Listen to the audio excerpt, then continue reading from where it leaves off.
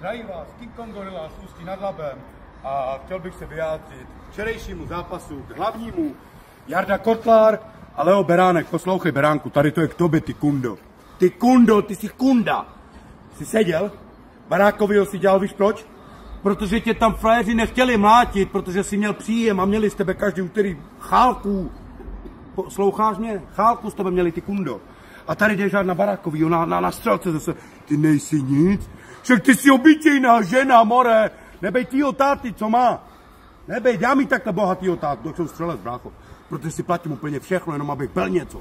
Ale ty nejsi nic. Ty jsi obyčejná šlajská, která byla včera svetovaná jak kunda. Poslouchej, chceš jít bez pravidel a bez rukavic. Jsem otevřený pro tebe, ty kundo.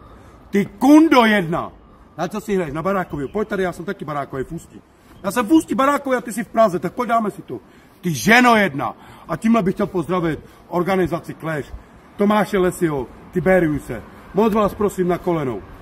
Dejte mi ho na 14 a já ho tam srovnám, že už na tu Clash absolutně